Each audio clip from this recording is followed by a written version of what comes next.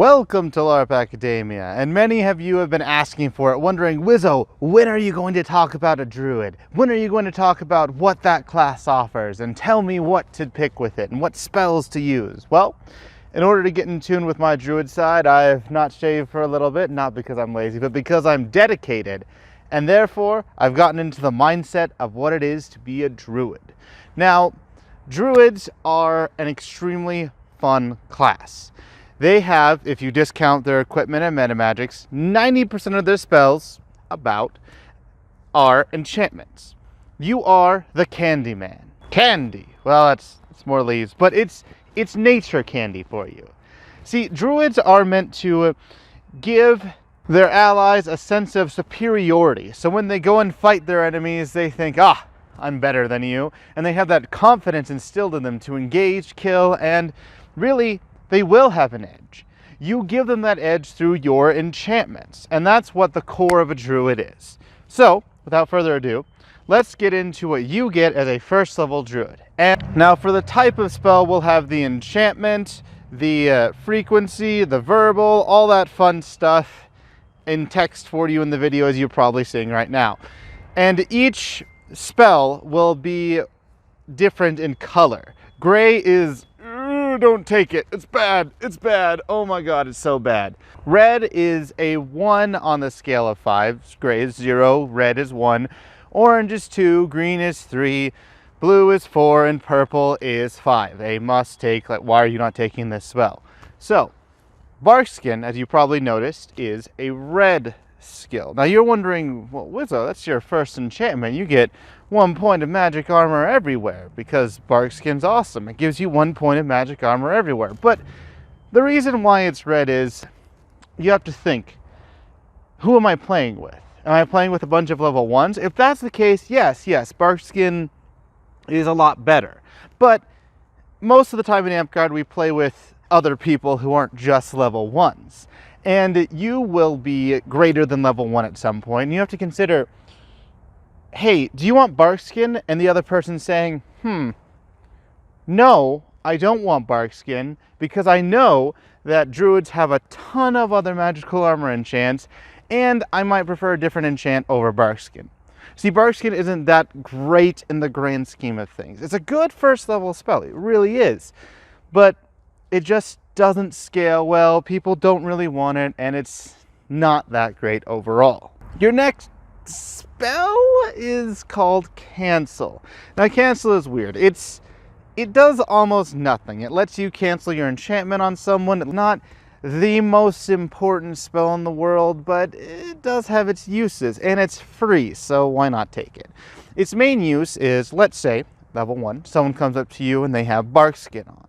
They say, hey, I need 4 mends. I only have 1 on my left leg left. And you look at that person and you say, no, I cancel my magic, and then enchant them with Barkskin again so they have full points of armor. See, it does have a purpose. You can use it. It's really wonky, and it's not great. It's not bad. It does what it's intended to do, which is not much.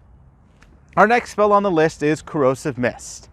Now, something that you need to understand is that if an enchantment makes you stop, I can't move my feet, then it's best to make that enchantment affect allies. If I am stopped and I can only affect an enemy that comes within 20 feet of me, hey you, come here, then it's not that great. I mean, really, come on, you have to be shoved around. Someone would have to use the spell Shove to make you move. There's no way to get it off unless you cancel that enchantment, which is a great time to use Cancel. And Corrosive Mist is just, it's bad. There's nothing good about it. You can hold a person that's within 20 feet of you, but you're stopped, so you're not versatile with your team. And it's terrible. It's more of a negative than a benefit, and never take it. You would have to theory craft a situation. Well, maybe in this instance, if you're in a bridge battle and you do it then, and any spell that you have to theory craft to make good is most of the time not very good.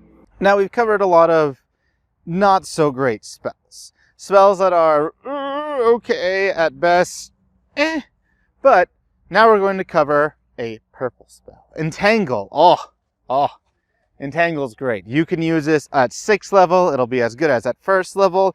It's amazing. It may not be the best on everyone. For example, if you throw it at a scout and they're able to release themselves, or throw it at a caster and they're able to release themselves or still cast at you, it may not be the best in the world. But it can set it up where you throw it at a caster, they're stopped, and then your team comes and kills them. You can throw it at someone, like let's say a monk who can't block because the monks don't have any skill. They just pretend they do. And oh, it hits them. Now you can heat their weapon, because most monks are dumb and only take 1 or 2. Heat their weapon, or charge heat weapon and then heat the other, and then you just murder them. Entangle is so good. It's an awesome crowd control ability, and one of the best parts is I picked it up and I can use it again. Entangle is an amazing ability that you should definitely take just about at any level you are as a druid. If you don't take Entangle, I highly question what you're doing. The next spell purchase that you can make is a short sword. Now, short swords are pretty great. You do a lot with them, you can fight with them, and a single short sword's not that great overall. But as a druid, you are eventually able to get a shield, or you're able to get 2 short swords. You're able to do a lot with a short sword, and eventually you will be able to enchant yourself. So add enchantments to your own weapons, and oh my goodness, it is great. So short swords are a very good option. They're not a must-buy, because you can play a druid without a short sword. We'll talk about lawn chair druids or support druids later when we get into kind of archetypes, but a short sword is a good option. It's not a must, but it's as close to purple as you can get while still being blue, or at a 4 instead of a 5. It's like a 4.9, 4.8, pretty high up there. Short swords are wonderful. Next we have on the list, not really a spell, more of a neutral meta magic. It's a weird concept. It's more neutral. It's experienced, where you are able to make a non-enchantment per life, charge times 5, per refresh, charge times 10. Now, if 90% of your spells are enchantments, then why is this purple? Why is this good? Well, as a druid, you will want to use a few verbals. You don't have that many overall, but some are really good. And there's only a few verbals you have that are really chargeable. Only 1, I believe. And it's not something that you might want to use to help your team or help yourself or keep your enchanted parties alive. I mean, experience is great to combo with things like mend. Remember how we talked about all those points are gone? You could actually mend all those points. It'll take a while, but you could mend all those points if it's experienced. If you have other spells experience, like release or heal, then you can keep doing those, keep supporting your team. And really, experience is a great spell, even if you just want to put it on mend. You could do it on another spell for another 2 points, but really experienced it's pretty great overall. I would highly recommend it, and 90% of druids experience something for a reason. Our next spell on the list is Heat Weapon. Now, Heat Weapon is exactly what you think it is. You've seen Lord of the Rings, you've seen Two Towers, when Aragorn, Legolas, and Gimli come on the forest and try to assail the White Wizard, but the White Wizard, Gandalf, spoilers, sorry, you're only a few 22 decades, a while late, Gandalf then makes Aragorn's sword hot, and he can't hold it. That's the exact same thing you're doing with Heat Weapon. Now, it's blue, because while it is per life and charge times 3, which is glorious, it's not always the best. Now, I talked about how with Entangle you could entangle someone, and then you could heat their weapon. Well, what if they have 2 weapons? You heat their weapon, you have to charge it up, you heat their other weapon, and you stab them with the short sword. Pokey poke, they're dead. But sometimes you encounter intelligent martial classes.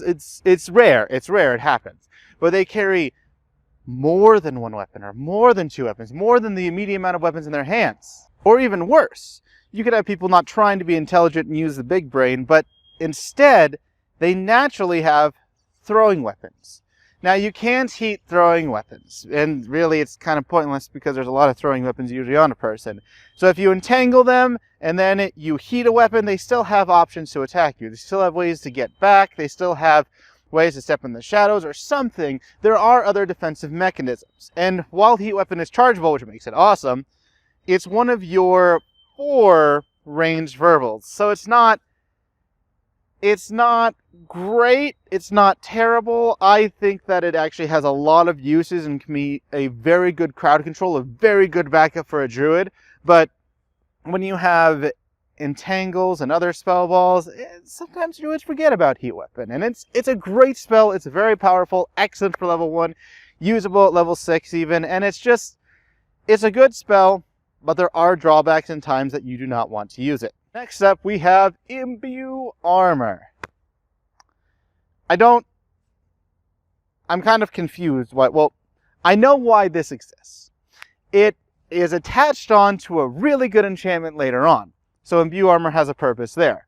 But as a base enchantment, first off, in our discussion about the basics of magic and is magic overpowered, you should really check that video out, then we talk about how most martial classes just don't wear armor. They don't realize, hey, armor is good, it makes me brokenly powerful, and I should wear it. Instead they go out like, yeah, I'm fine, I'm a warrior.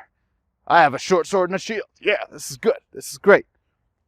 That's bad, but most martial classes do not go out in armor. They don't go out in chain, they don't go out in gambeson or anything, and if they do, they most of the time try to make it as max as they can for their class.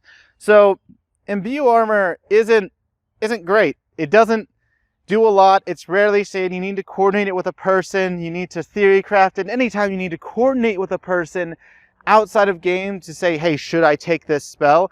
It instantly goes down in rankings because it's not that great then. You won't always take it. It's not as useful or as usually seen, so it's not a great enchantment. In fact, I would say it's one of the worst. It's not as bad as Corrosive Mist, but it's still in the gray section because it's not taken for a reason. And if you want to use Imbue Armor, you're probably going to use it with a different spell that has Imbue Armor tucked into it. And we'll talk about that later at level 4. Oh, things to look forward to.